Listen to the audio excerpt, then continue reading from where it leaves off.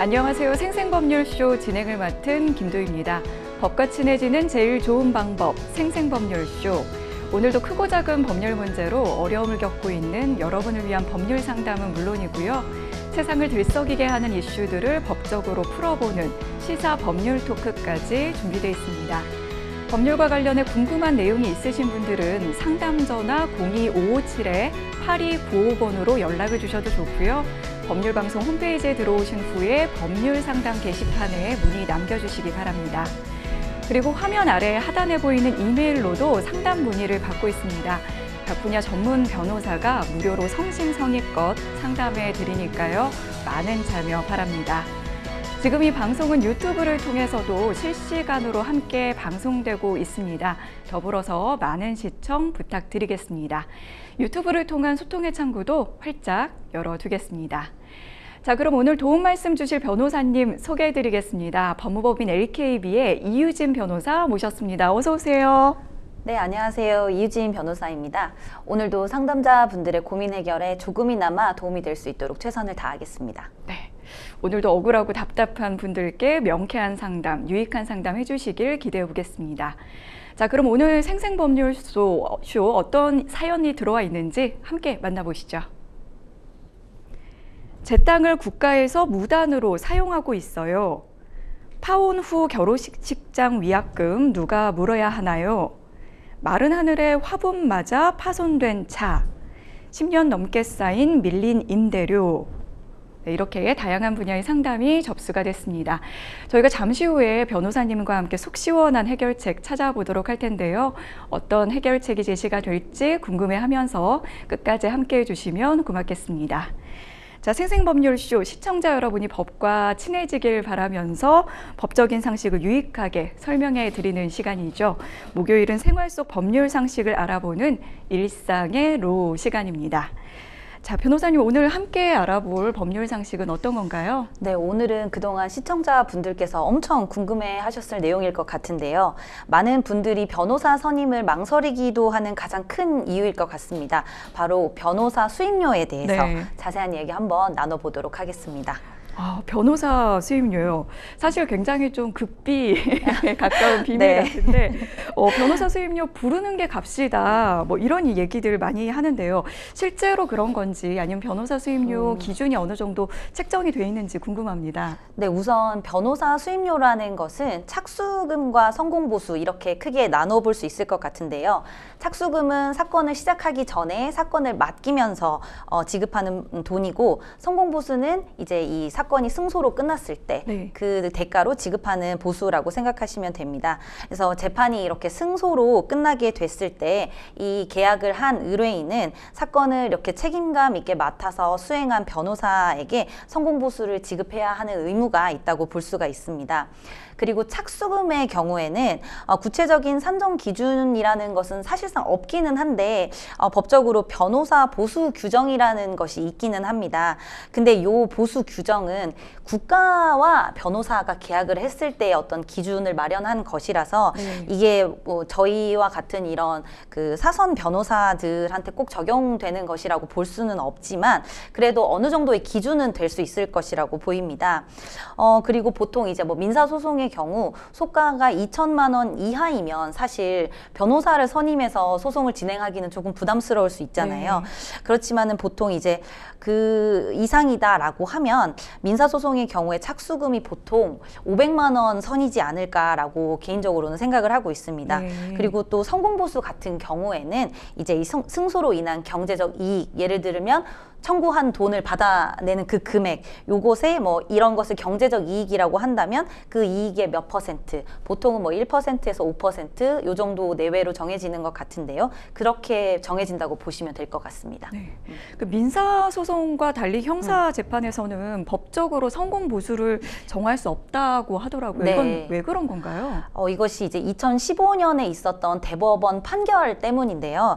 대법원은 2015년 7월 23일에 전원 우선 합의체 판결을 통해서 형사사건의 성공보수 약정은 무효라고 아예 딱 못을 네. 박았습니다.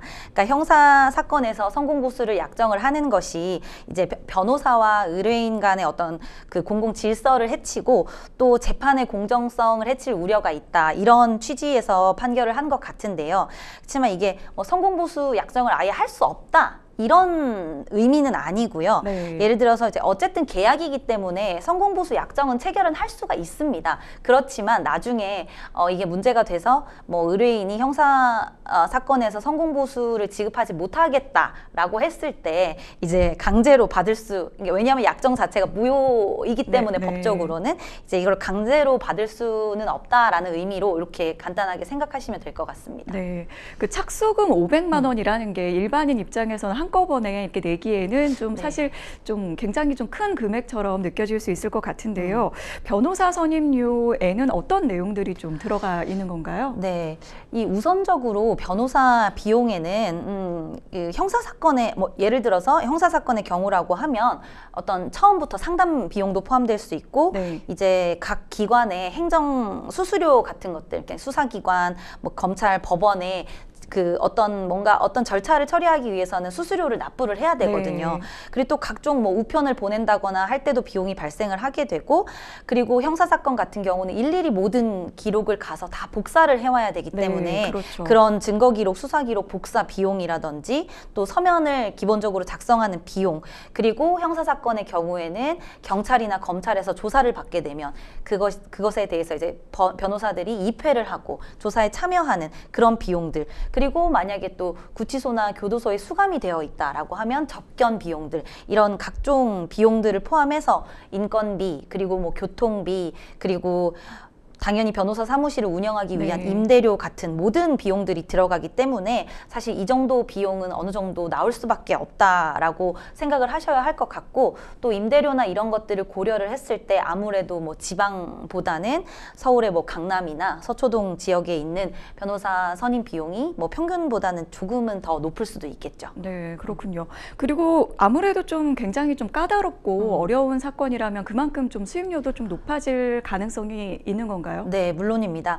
보통 아까 말씀드렸다시피 보통의 민사소송 착수금이 한 500만 원 정도다라고 보셨을 때 뭐 이것보다 사건이 조금 간단하게 끝날 수 있고 또 이길 가능성도 굉장히 높다라고 하면 이것보다 당연히 더 낮게 책정이 될 수 있는 부분이고요.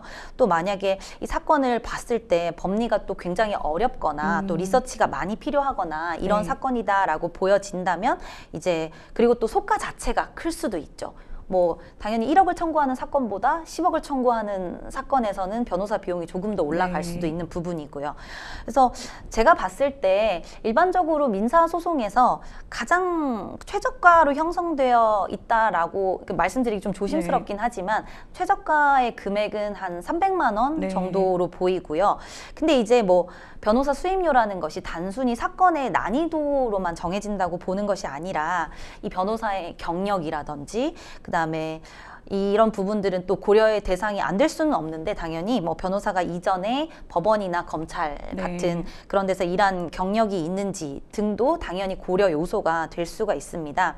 그래서 이것이 뭐 큰 의미가 있는 통계인 것처럼 보이지는 않지만 그래도 간단히 소개를 해드린다면 실제로 한 통계에 따르면 지금은 이제 사법고시가 폐지되고 로스쿨 네. 체제로 바뀌긴 했지만 사법연수원 출신 변호사인 경우에는 선임 비용이 뭐 한 건에 525만 원, 평균 금액을 말씀드리는 것이고요. 판검사 출신의 전관 변호사는 995만 원, 그리고 퇴직 1년 이내 이제 네. 막 옷을 벗고 나오신 그런 변호사님들의 경우에는 1,564만 원이다. 뭐 이런 통계가 있기는 합니다. 그렇군요. 네. 또 뭐 이제 일반 변호사 사무실, 개인 변호사 사무실인지 뭐 중소형 로펌인지 또는 많이들 아시는 어떤 대형 로펌인지에 따라서도 당연히 수임료가 달라질 수 있고요. 이제 대형 로펌의 경우에는 이제 일반적으로 한 사건에 투입되는 변호사도 굉장히 많기 때문에 당연히 이런 점에서 비용이 일반 뭐 개인 법률 사무소나 작은 로펌에 비해서는 수임료가 높을 수 없고 이런 개인 법률 사무소 좀 중소형의 로펌에서는 비교 비교적 저렴한 가격으로 서비스를 제공을 받으실 수 있겠다 이렇게 보시면 될 것 같습니다. 네. 그리고 일반적으로 형사사건 수임료는 민사사건보다 더 비싸다 이런 네. 인식이 좀 있어요. 이게 네. 그 뭐 사건이 민사인지 형사인지 따라서 좀 달라지는 부분이 있는 건가요?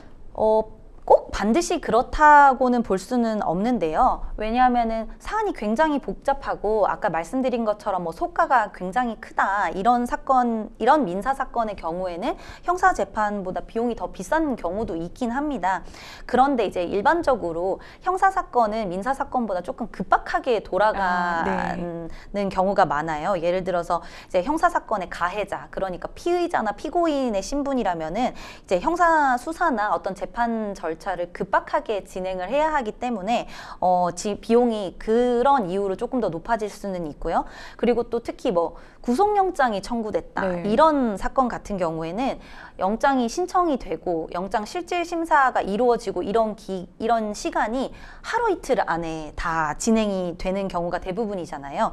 그렇다 보면은 당연히 그 짧은 시간 안에 다 일을 처리해야 하는 경우에는 비용이 훨씬 많이 들 수밖에는 없겠죠. 그래서 이런 경우에는 뭐 민사소송이나 형사소송이나 뭐 크게 차이는 없지만 그래도 뭐 한 500만 원에서 1,500만 원 사이 이 정도의 비용은 기본적으로 발생을 한다고 보시면 될 것 같습니다. 그렇지만은 그럼에도 불구하고 이제 어떤 단계에서 또 선임이 됐는지도 변호사 비용의 차이를 유발하는 요소인데요. 이제 뭐 어떤 사건인지도 중요하지만 재판이 얼만큼 진행된 상황인지, 예를 들어서 수사 단계인지 뭐 검찰 단계인지 법원의 단계인지 항소심 단계인지 뭐 이런 것들에 따라서 금액이 완전히 달라질 수 있고, 그런데 이제 그 시청자분들께서 주의를 하셔야 하는 점은 평균 금액이라는 게 대충은 있는데 그런 것에 비교해서 비용이 만약에 큰 폭으로 낮다 라고 한다면은 이제 앞서 말씀드린 것처럼 형사 사건에서는 접견이나 뭐 서면 제출이나 이런 것들이 꼭 필수적인데 뭐 조사 참여나 이런 것들의 어떤 횟수 같은 것들이 옵션으로 그러니까 추후에 추가적으로 계속 비용을 청구할 수도 있다라는 점은 꼭 확인을 해보셔야 할 것 같습니다. 수임 단계에서부터 어떤 내용들이 들어가 있는지 확인을 하는 게 좀 필요하다고 말씀해 주셨고요.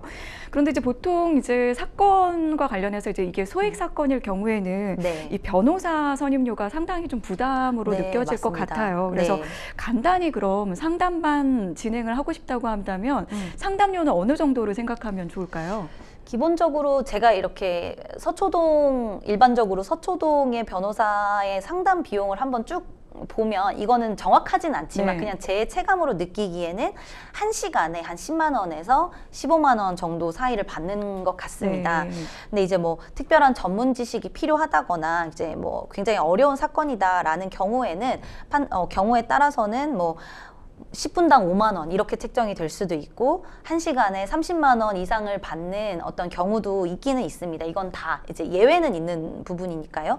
그리고 아까 또 말씀드렸던 것처럼 이런 상담료에도 이 차이를 발생시킬 수 있는 여러 가지 요인들이 있는데 이제 뭐 그냥 어소 변호사가 상담을 하느냐, 파트너 변호사가 상담을 하느냐, 아니면 대표 변호사가 상담을 하느냐에 따라서도 가격의 차이를 두는 로펌들이 많습니다.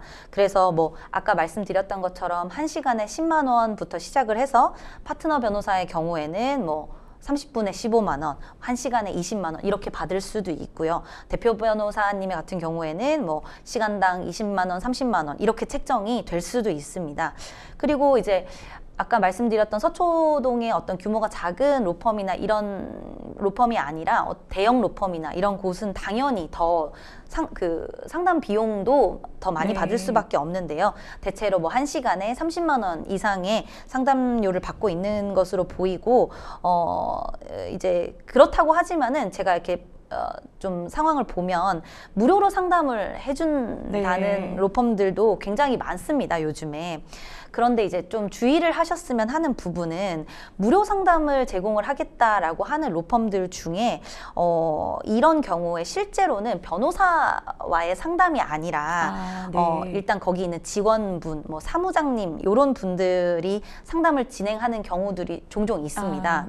그래서 사무장은 뭐 당연히 그 로펌에서 일하는 직원이기 때문에 어느 정도의 뭐 법적인 지식은 있을 수도 있지만 어쨌든 법률 전문가는 아니시잖아요. 네. 그러다 보니까 사무장은 변호사가 아니다라는 점을 좀 명심을 하시고, 만약 변호사와의 상담을 원하신다라고 하시는 분들은 이런 무료 상담보다는 그래도 어느 정도의 비용, 상담료를 지불하시고 상담을 받으시는 것을 권해드리고 싶습니다. 네.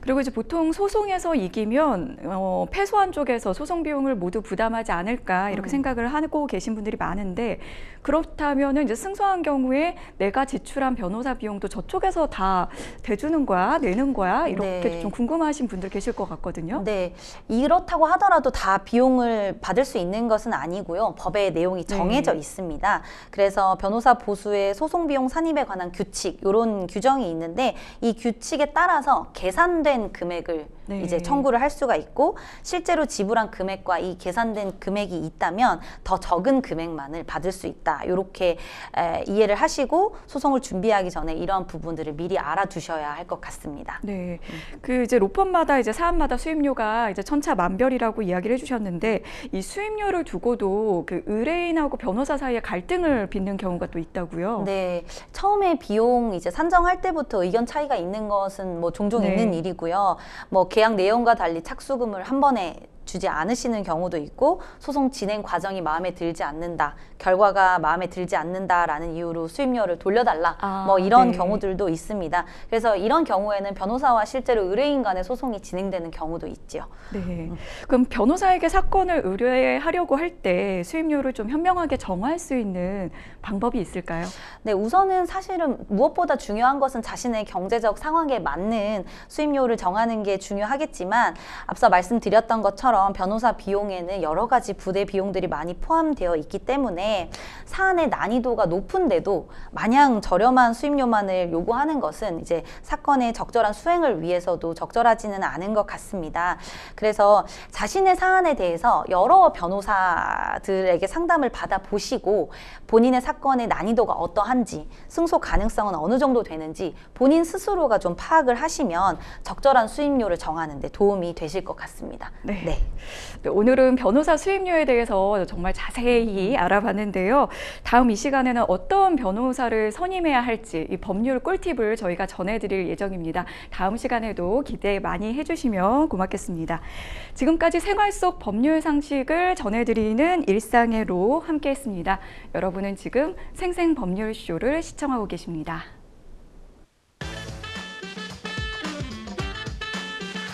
어렵고 복잡한 법률 문제로 고민하고 계신가요? 그렇다면 생생법률쇼가 도와드리겠습니다. 생생법률쇼에선 민사, 형사, 가사 등 각 분야 전문 변호사들이 매년 800여 건의 법률 문제를 속 시원하게 해결해드리고 있는데요. 그럼 무료로 법률 상담을 받을 수 있는 3가지 방법, 지금부터 소개합니다. 첫째, 02-557-8295번으로 전화해 법률 상담 신청을 한다. 둘째, 법률방송 홈페이지에 접속해 법률 상담 게시판에 사연을 올린다. 셋째, 지금 화면에 나오고 있는 이메일 주소로 사연과 연락처를 보낸다. 속 시원한 법률 상담 프로그램 생생법률쇼. 지금 바로 상담 신청하세요.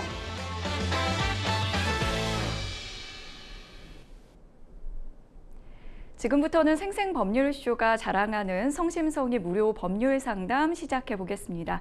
전화 연결이 돼 있는데요. 전화 받아보겠습니다. 안녕하세요. 네, 안녕하세요. 아, 네. 어떤 점이 궁금해서 연락 주셨을까요? 예, 저희 노님이 네. 충남 태안군에 있고요. 네. 약 230평 정도의 저희 논을 네. 한 67년 전부터 동네 길로 네. 사용을 해서 농사를 못 짓고 있는 형편이고요. 아, 네. 그 동네의 길을 만들어가지고 동네 공용의 길로 지금 사용이 되고 있고요. 네. 그런데 또 한 가지 문제는 10년 전에는 그 길 밑에, 10년 전에 네. 그 길 밑에 태안군청에서 저희 승낙 없이 상수도 배관을 매설을 했어요. 아, 동의가 그래- 없이요? 네네. 네네. 그렇다고 또 3년 전에는 그 아스팔트 길을 포장했다는 거예요. 길을. 네. 그 포장했다는 말을 동네 주민으로부터 듣고 네. 그 군청에 확인을 했더니 네. 그 말이 맞다고 담당 직원이 확인을 해줬어요. 아, 네. 네, 그 직원한테 제가 상수 배관을 매설하려면 그 지주인 우리의 그 매설 동의가 있어야지 하는 게 맞지 않습니까? 네네. 그런데 우리 동의 없이 매설을 했단 말이에요. 네. 그래서 매설하려면 지주인 우리 동의가 필요한데 우리 동의 없이 어떻게 상수도관을 매설했느냐고 제가 이제 군청 직원하고 통화를 했습니다. 네. 그랬더니 그 직원 대답이 이장님이 한 일이라 저희들은 모른다. 이렇게 아. 말도 안 되는 답을 하는 거예요. 네. 그래서 그러면 군청에서 주민의 동의 없이 동의를 받았는지 확인도 하지 않고 네. 이장님 말만 듣고 배관을 묻었다는 것은 그건 말이 안 된다. 네. 그렇다면 이장님이 우리 동의를 받았다고 한다면 녹음을 했던지 아니면 도장이나 사인을 받았던지 그 문서가 있을 거 아니냐고 제가 이제 말을 했어요. 네. 그랬더니 그 직원 말씀이 이장님과는 전화를 해봤는데 네. 해보겠다고 이장님과 전화를 해보겠다고 하더니 며칠 후에 그 담당자랑 다시 제가 통화를 했더니 전화통화했더니 이장님과 확인하려고 몇 번 여러 차례 전화를 해봤는데 전화를 안 받으신다는 거예요. 아, 네. 그래서 통화가 안 됐다고 하더라고요. 그랬더니 이제 그 담당 직원하고 이런저런 한 얘기 끝에는 제가 그랬어요. 그러면 그랬더니 나중에는 뭐라 하냐면은 나중에는 이장님이 오래된 일이라서 잘 모르겠다고 했다는 거죠. 아, 그 네.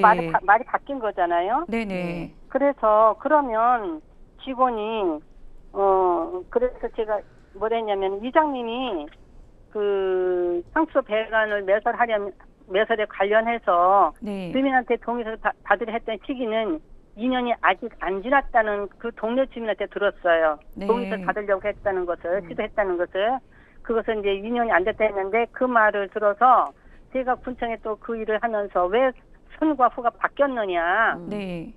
동의를 먼저 구하고 그다음에 매설을 해야지 매설을 해놓고 동의를 구하느냐 이 말이에요 저는. 네네. 그래서 그 말의 답도 군청에서 개인한테 일일이 동의서를 받는 게 아니고 군청하는 얘기예요. 네. 군청에서 그 일을 하려면 개인한테 일일이 동의서를 받는 게 아니고 네. 이장님한테 그 일을 맡겨서 한다고 하길래 네.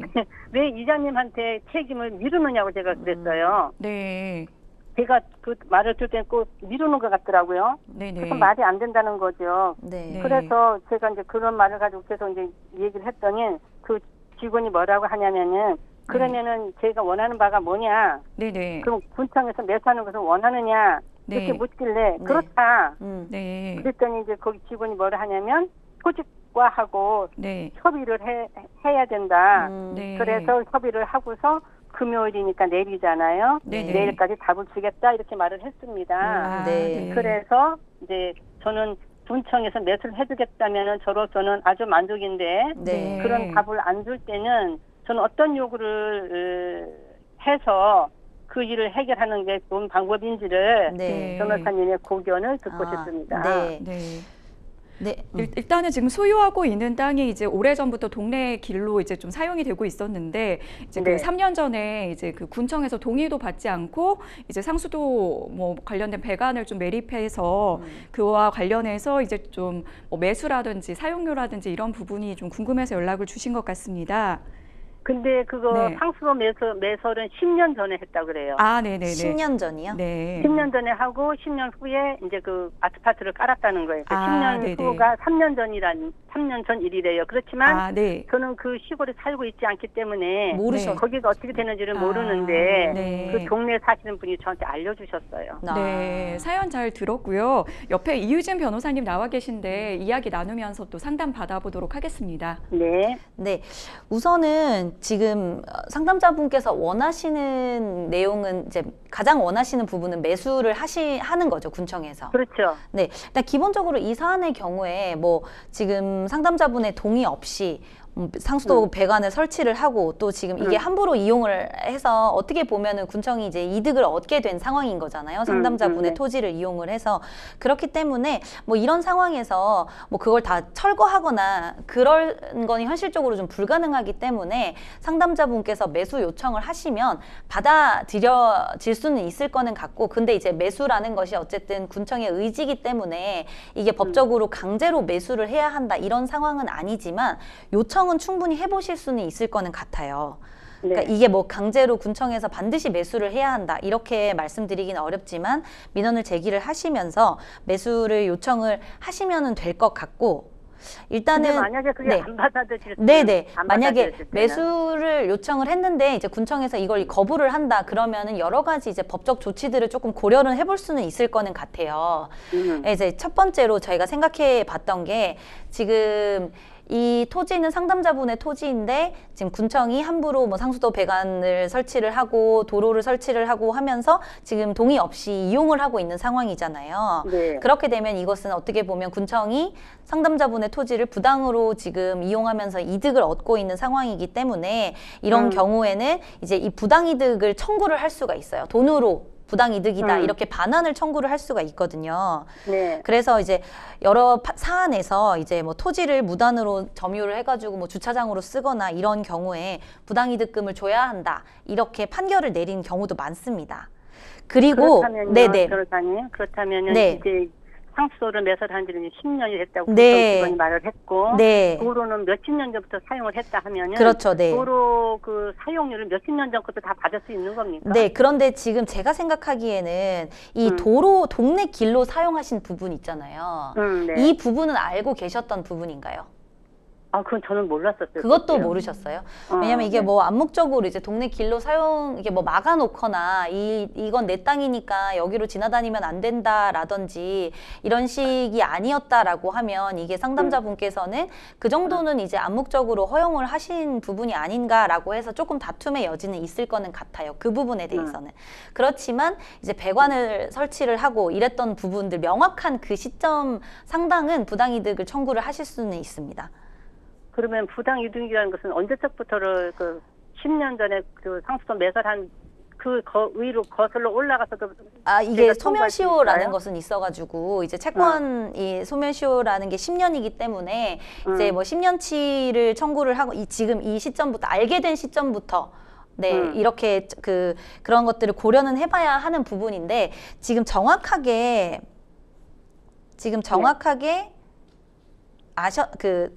도로 상수도 배관을 설치한 게 언제라고 하셨죠? 상수도 그 군청 저 직원 말로는 10년 전에 매설했다 그래요. 10년 전이요? 네, 10년 그렇다고 전. 우리한테 동의서를 구한 것은 2년이 좀 안 됐고요. 동의를 구한 게 2년. 근데 우리는 거기에 답을 안 했거든요. 다 대답은 안 하셨어요? 근데 그 네. 동의를 안 했는데 구했다는 게 그 추후에 지금 이렇게 사용하고 있는 거에 대해서 이제 동의를 해라 이렇게 이야기를 했다는 말씀이신 거죠, 군청에서? 아니 군청이 아니라 이장을 통해서.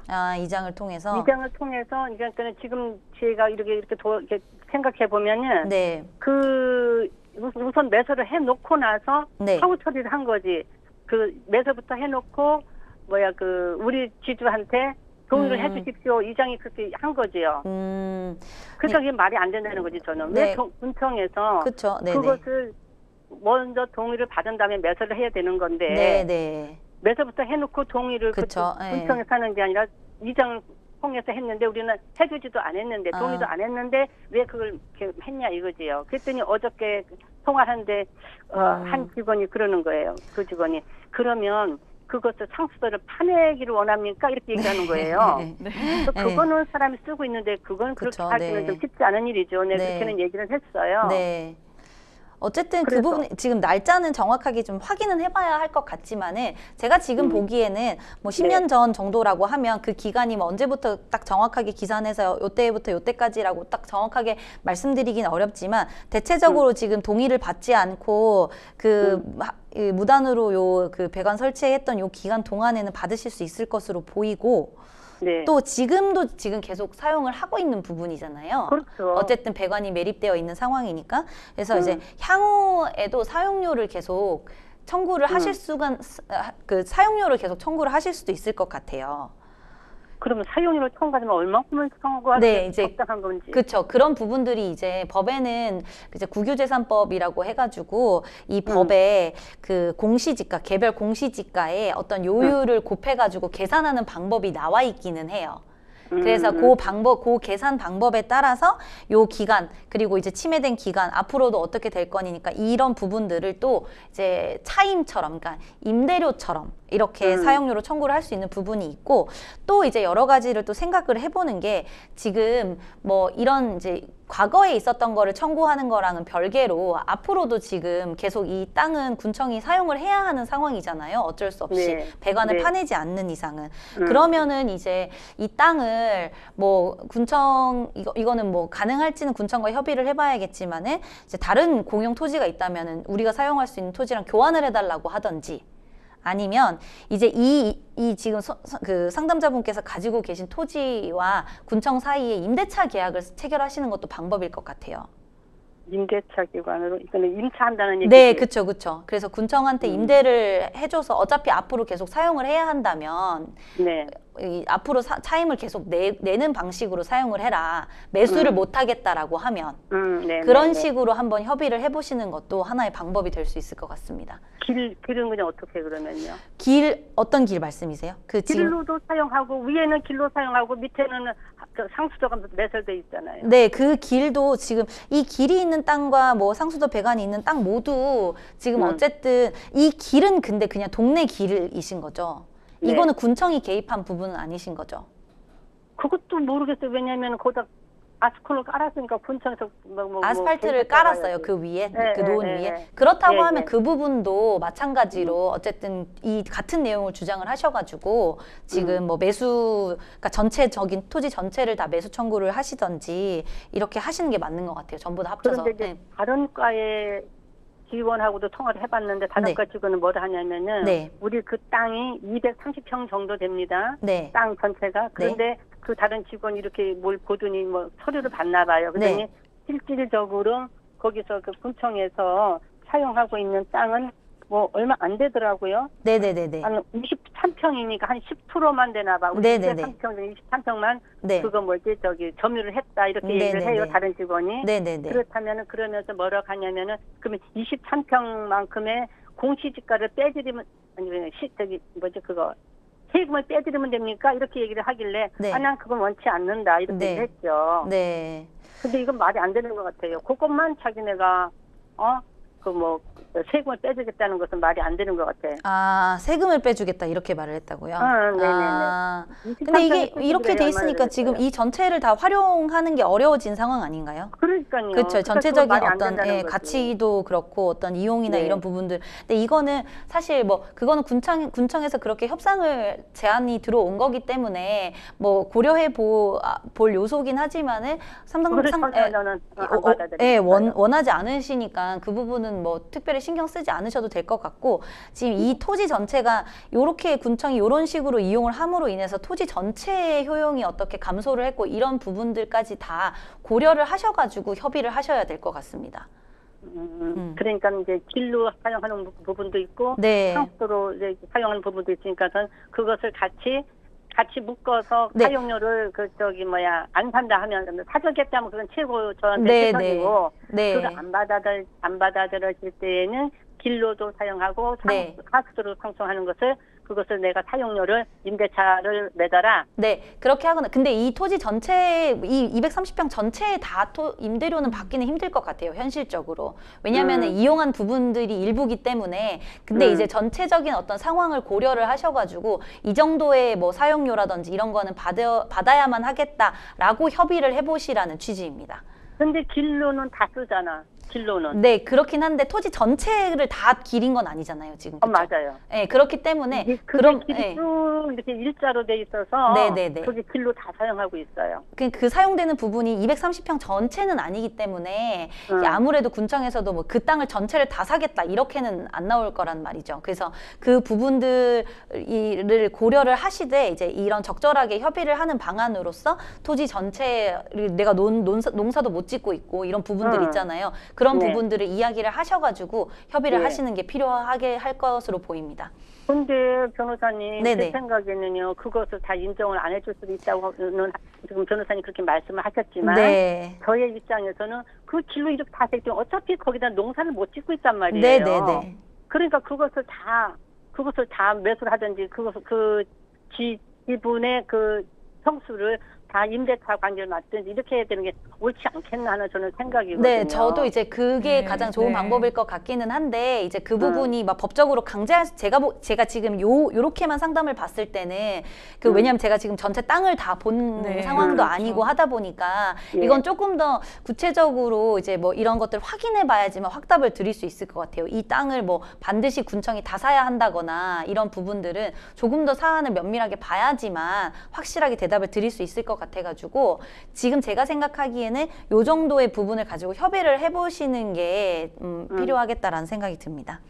그리고 또 하나는 또 의문점은 왜 동의도 안 한 데다가 매석하냐 이거지 나는. 네? 자기만 우리 지주가 네네. 상수도를 묻어도 관계 없습니다라고 동의도 안 했는데 네네. 묻어놓고 동의를 구하려고 하느냐 이거지. 네, 번호가 바뀌었다 이거죠. 네. 그거는 잘못된 부분이긴 네네. 해가지고 그건 어떻게 해야 돼요? 그러니까 그거를 가지고 뭐 문제를 삼을 수 네. 있는 부분은 현재로서는 있는 건 아니고 이제 그렇기 때문에 지금 말씀드린 상황처럼 이런 식으로 사용료나 뭐 임대료나 이런 부분들로 어떻게 보상을 받으시라는 취지입니다. 네네. 네네. 네, 그러면은 변호사님은 사용료나 임대차나 그거 아니에요? 네, 맞습니다. 네. 여러 가지 그쵸? 방안으로 네. 군청과 네. 협의를 해보시면 좋을 것 같습니다. 네, 예, 네. 아유 감사합니다. 네, 오늘 고맙습니다. 상담 고맙습니다. 네, 여기까지 네. 진행하겠습니다. 네. 네, 오늘 드린 법률적인 좋은 바탕으로 현명하게 잘 대처하셨으면 좋겠습니다. 여러분은 지금 생생법률쇼와 함께하고 계십니다. 어렵고 복잡한 법률 문제로 고민하고 계신가요? 그렇다면 생생법률쇼가 도와드리겠습니다.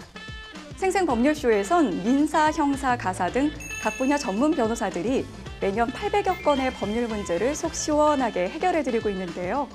그럼 무료로 법률 상담을 받을 수 있는 3가지 방법, 지금부터 소개합니다. 첫째, 02-557-8295번으로 전화해 법률 상담 신청을 한다. 둘째, 법률방송 홈페이지에 접속해 법률 상담 게시판에 사연을 올린다. 셋째, 지금 화면에 나오고 있는 이메일 주소로 사연과 연락처를 보낸다. 속 시원한 법률 상담 프로그램 생생법률쇼. 지금 바로 상담 신청하세요.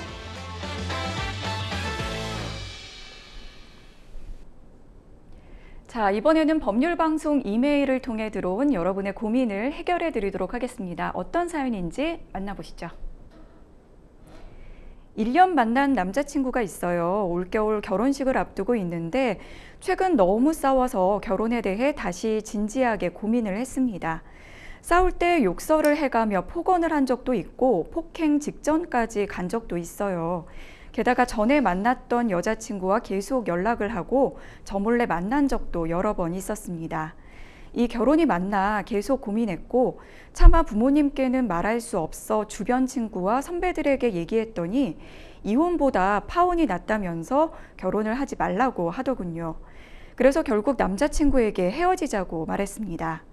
헤어지기로 합의하기까지도 참 순탄치 않았는데요. 문제는 돈이었습니다. 예식장과 신혼여행 예약금, 스튜디오와 드레스, 메이크업 예약으로 인해 발생하는 위약금이 2천만 원 가까이 되더라고요. 근데 남자친구가 제가 파혼을 요구했으니 그 위약금은 다 제가 내라고 합니다. 물론 파혼을 하자고 말을 꺼낸 건 제가 맞지만 남자친구의 성격과 외도 때문에 파혼을 하는 건데 이걸 제가 내는 게 맞나요? 이런저런 일들이 쌓여서 스트레스 때문에 두통도 심하고 회사에 병가 내고 정신과 상담을 다니고 있습니다. 이런 상황에서 제가 어떻게 대처해야 할까요? 네, 이렇게 사연이 왔는데요. 결혼 준비하다가 파혼하는 경우가 종종 있죠. 네. 사연 어떻게 보셨는지 궁금합니다. 네, 이제 이렇게 상담자분께서 결혼식을 앞두고 네. 계셨다고 하니까 이런 상황은 이제 약혼을 하신 걸로 보이는데요. 네. 그래서 이제 이렇게 이 경우는 이제 약혼의 파기, 그러니까 한쪽이 일방적으로 이 경우는 이제 약혼의 네. 파기인 상황인데 한쪽이 일방적으로 부당 파기를 하는 것인지 누가 파기에 책임이 있는지 등이 문제가 되는 사안 같습니다. 네. 지금 이제 상담자분님의 그 말처럼 파혼을 요구했다고 해서 위약금을 이 어느 한쪽이 전부 다 내는 게 맞나 이런 궁금증이 좀 들거든요. 네. 민법에는 많이들 모르실 것 같은데 네. 약혼에 대해서도 규정이 있습니다. 일방이 정당한 사유 없이 파혼을 하게 되면은 약혼의 부당 파기자가 혼인을 준비하기 위해서 들어간 비용 일체를 배상해라, 뭐 위약금을 모두 부담해야 된다 이런 규정이 있습니다. 네. 네, 상담자분의 상황은 남자친구분이 약혼 해제의 사유를 발발한 당사자인 것처럼 네. 보이거든요. 제가 보기에는. 네, 외도도 그래서- 있고 네. 지금 성격 문제도 뭐 있고 폭행도 폭행 있고 직전까지. 네. 네. 그러다 보니까 상담자분에게만 어떤 이런 파기의 일방적인 귀책이 있다고 보여지지는 않아서 상담자분이 전부 부담하는 것은 좀 부당하지 않나라고 생각이 됩니다. 네, 보통 이제 부부인 경우에는 이혼을 할 때 이제 좀 유책 배우자를 네. 좀 따지는 부분이 있잖아요. 근데 네. 이렇게 좀 결혼을 준비하던 연인 사이에서는 이 귀책 사유라든지 이런 걸 따져보는 게 뭐 어떻게 하는 게 좋을지. 네, 근데 이게 사실은 뭐 약혼이니까 뭐 굳이 따져야 하나 싶을 수도 네. 있으시겠지만 민법에서 약혼에 대한 규정을 둔 것은 어쨌든 금전적인 어떤 문제들 때문이기는 하거든요. 네. 그래서 이제 단순한 연인 관계, 남자친구, 여자친구 이렇게 헤어진 상황이 아니라 뭐 상견례도 했고 결혼식장 예약했고 소위 말하는 스드메 네. 같은 것들 했고 하면 일반적으로 이제 약혼을 했다라고 보기 때문에 당연히 귀책을 따질 수 있고 민법에 따라서 손해배상이나 어떤 위자료의 지급을 요구를 할 수 있기 때문에 필요는 한 것으로 보입니다. 그러면 이 사안에서는 이제 저희가 아까도 봤지만 이제 폭행 직전까지 남자친구가 갔던 부분도 있었고 외도도 있었고 네.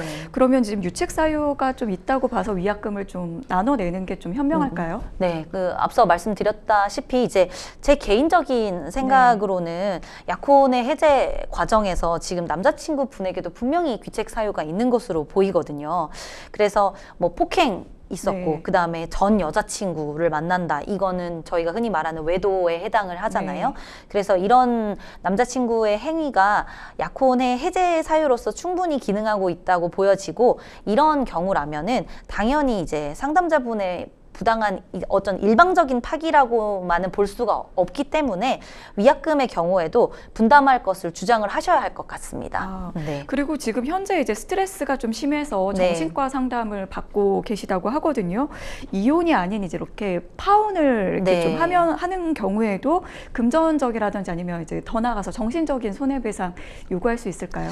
네, 민법 제806조에 따르면 약혼을 해제한 때에는 당사자 일방은 과실 있는 상대방에 대하여 이로 인한 손해의 배상을 청구할 수 있다라고 하고 있고 이 경우에 이 손해라는 것에는 재산상의 손해 이외에도 정신상 고통에 대해서도 손해배상의 책임이 있다고 규정을 하고 있습니다. 그래서 파혼을 하면서도 위자료를 포함한 그러니까 경우에 따라서는 네. 위자료를 포함한 손해배상을 청구할 수 있는 경우가 있습니다. 네. 사실 이제 모든 사람에게 좀 축하를 받을 만한 결혼을 준비하면서 이제 예상치 못한 그런 이별을 지금 해야 하는 상황인데요.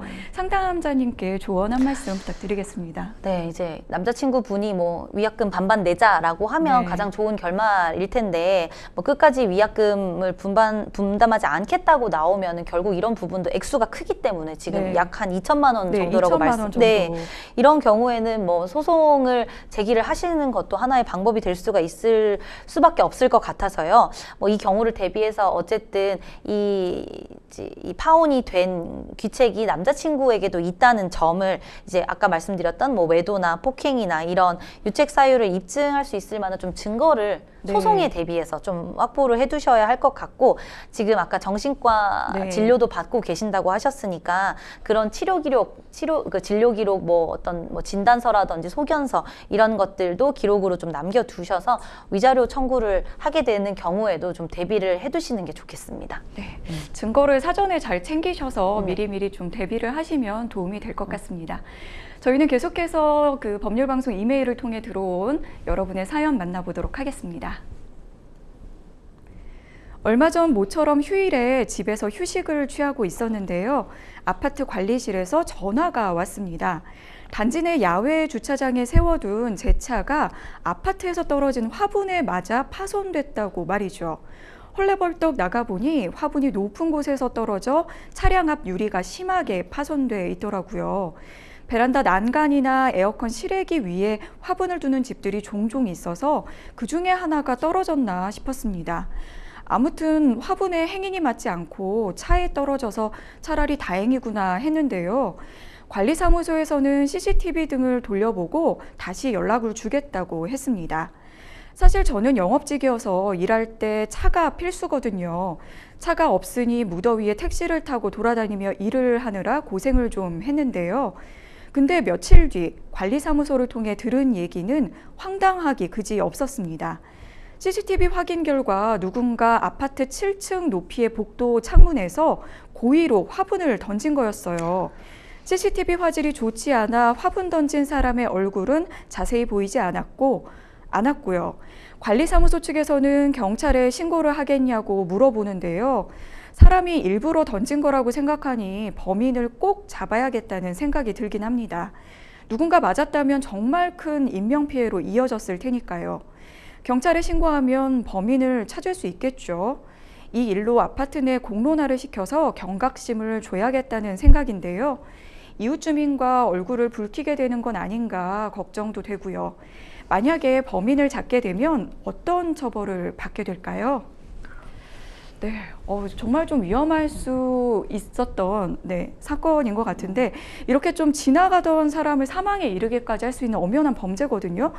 이 화분을 던진 범인을 검거하게 되면 어떤 혐의가 적용될까요? 네, 기본적으로 이제 고층에서 떨어진 화분으로 인해서 상담자분의 차량이 지금 파손된 상황이기 때문에 형법상의 재물손괴죄가 인정이 될 수 있습니다. 네, 재물손괴죄 같은 경우에는 이제 일반 재물손괴죄가 있고 특수 재물손괴죄가 있는 것으로 알고 있는데 이 경우에는 좀 어떤 경우라고 볼 수 있을까요? 재물손괴죄와 특수재물손괴죄의 차이는 이제 타인의 물건을 손괴하는 것은 동일한데 만약에 위험한 물건을 사용을 해서 타인의 재물을 이제 파손하거나 손괴했다라고 하면 특수재물손괴죄가 성립이 되게 됩니다. 네, 그러니까 범행에 사용된 물건이 위험한 물건일 경우에만 특수재물손괴죄가 해당이 되는데요. 이 경우는 이제 화분을 던졌는데 이제 화분이 이제 위험한 물건이냐가 문제가 되는 사안 같아요. 네, 7층 높이에서 던진 화분이라는 부분을 또 저희가 특정해서 봐야 될 것 같아요. 네네. 그래서 법률에서 뭐 위험한 물건이 딱 뭐 이렇게 정해져 있는 상황은 아니지만 지금 말씀 주신 것처럼 화분이 이제 무겁기도 하고 딱딱한데 높은 곳에서 던지거나 떨어지면 당연히 이렇게 때리는 것과는 완전히 다른 결과가 발생을 할 수밖에 없을 것 같아요. 그래서 그런 높은 곳에서 던지거나 떨어뜨릴 경우에는 이 경우에는 특수재물손괴죄가 성립되지 않나라고 생각이 됩니다. 네, 이번 사연에서는 정말 다행히도 이제 사람이 맞진 않았는데 누군가가 이제 맞았다면 누군가에게 떨어졌다면 훨씬 더 끔찍한 상황이 벌어질 수도 있거든요. 그럴 경우에는 좀 어떤 부분을 좀 봐야 할까요? 만약에 고의로 특정인을 목표로 해서 뭔가 화분을 던졌다. 그리고 이 화분을 던지면 저 사람이 다칠 수 있다라는 사실을 만약에 인식하고 있었다라면은 이 경우에는 뭐 미필적인 고의도 좀 포함이 돼야 할 텐데요. 이 부분이 만약에 인정이 된다라고 하면 상해죄가 성립이 될 것 같습니다. 그리고 만약에 사람이 사망을 했으면 이제 이 아까 말씀드린 고의가 있었느냐 없었냐에 따라 달라질 텐데 만약에 고의가 없었다면 과실치사. 상해의 고의가 있었다는 점이 만약에 인정이 되면 상해치사까지도 성립이 될 수 있겠습니다. 네, 지금 이제 상담 주신 분은 영업직이라고 했는데 이 차량 수리 비용은 당연할 것 같고 만약에 이제 이 업무를 못하는 동안에 굉장히 어려웠던 부분이라든지 또 정신적인 피해 보상까지 청구할 수 있을까요? 네, 물론입니다. 범인이 특정이 되면 민사소송을 통해서 차량 수리비나 택시비, 렌트를 하면 렌트비까지 다 손해에 관한 배상을 청구할 수 있고 정신적 피해에 대한 위자료도 청구할 수 있습니다. 아, 그렇군요. 네, 이제 요즘에는 이제 워낙 이제 이렇게 누군가를 특정해서 이렇게 좀 묻지마 이렇게 약간 범죄 같은 것들이 많이 횡행하다 보니까 이렇게 이제 고층에서 위험한 물건을 던진다면 상해죄라든지 이런 것보다는 더 강력하게 처벌을 해야 한다. 살인 미수까지 적용해야 된다. 이런 이야기도 나오거든요. 여기에 대해서는 어떻게 생각하시나요? 그렇긴 한데 이제 살인의 고의라는 것이 네. 입증하는 것이 매우 어렵습니다. 그래서 여러 가지 상황을 종합적으로 고려를 해야 하는데 현재까지 판례를 봤을 때 네. 이런 고층에서 물건을 던진 행위에 대해서 살인미수죄까지 적용된 경우는 좀 드뭅니다. 그래서 대부분은 과실치상이나 특수재물손괴죄 등으로 결론이 난 경우가 대부분입니다. 아, 그렇군요. 현재 판례상으로는 좀 쉽지 않을 네. 것 같다, 적용이. 그런 얘기를 주셨고요. 여러 가지로 지금 이제 좀 황당한 좀 그런 사건을 지금 당한 상담자님을 위해서 앞으로 좀 어떻게 대처를 해야 할지 조언 부탁드립니다. 네, 상담자분 말씀하신 것처럼 좀 이웃 주민들과의 관계가 걱정되실 수는 있겠지만 이 사건은 좀 고의성이 있는 중대한 범죄처럼 보여요. 그래서 경찰에 꼭 신고를 하셔서 범인을 찾아서 처벌을 받게 하시고 제 개인적인 생각으로는 아파트 내에 이 사건을 좀 공론화하셔서 주민들의 경각심을 높이고 뭐 공문을 게시한다든지 주민회의를 개최를 하셔서 재발 방지를 위한 대책도 마련하시는 것이 이웃 주민들의 안전을 지키고 또 유사한 사건의 재발을 예방할 수 있는 방법처럼 보입니다. 네, 생생법률 쇼 어느덧 마칠 시간이 다 됐습니다. 네, 오늘 함께해 주신 이유진 변호사님 고맙습니다. 네, 오늘 순서는 여기까지입니다. 시청해 주신 여러분 고맙습니다.